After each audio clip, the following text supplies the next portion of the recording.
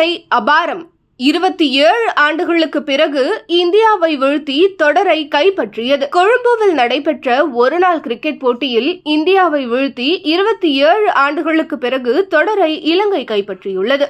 Toss வென்ற இலங்கை captain அசலாங்கா பேட்டிங்கை தேர்வு செய்தார். துவக்க வீரர்களாக இறங்கிய நிசாங்காவும் பெர்னாண்டோவும் துவக்க முதலே இந்திய பந்துவீச்சை பதம் பார்த்தனர். இதனால் முதல் விக்கெட்டுக்கு இந்த ஜோடி 89 ரன்களை சேர்த்தது. 45 ரன்கள் எடுத்திருந்த போது நிசாங்கா பட்டேல் பந்தில் வெளியேறினார். அடுத்து வந்த குஷால் மெண்டஸ் நிதானமாக ஆடி ரன் குவிப்பில் ஈடுபட்டார்.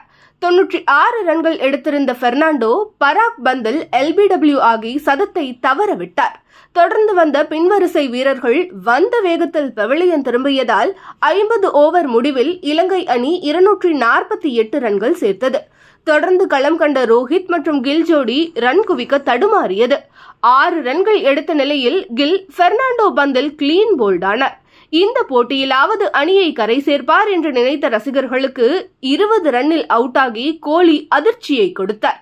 தொடர்ந்து வந்த ரிஷப் பந்த், ஸ்ரேயாஸ் ஐயர், பராக், சிவன் தூபே ஆகியோர் இலங்கையின் சுழல் பந்து வீச்சை சமாளிக்க முடியாமல் அடுத்தடுத்து அவுட் ஆகி வெளியேறினர். ஒரு கட்டத்தில் பந்து பேட்டில் படுவதே அரிதாக இருந்தது.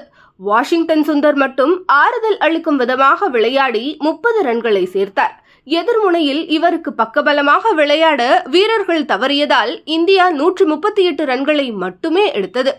அதிகபட்சமாக ரோஹித் 35 ரன்களை சேர்த்தார்.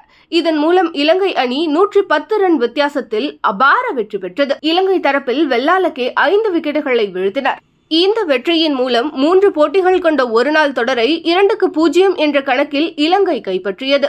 இதன் மூலம் இலங்கைக்கு எதிராக 27 வருடங்களுக்கு பின் ஒருநாள் தொடரை இந்திய அணி இழந்துள்ளது குறிப்பிடத்தக்கது. உலகக்கோப்பையை வென்று 1 மாதம் கூட ஆகாத நிலையில் இப்படி ஒரு தோல்வியை தழுவி இருப்பது இந்திய ரசிகர்களை ஏமாற்றம் அடைய செய்துள்ளது.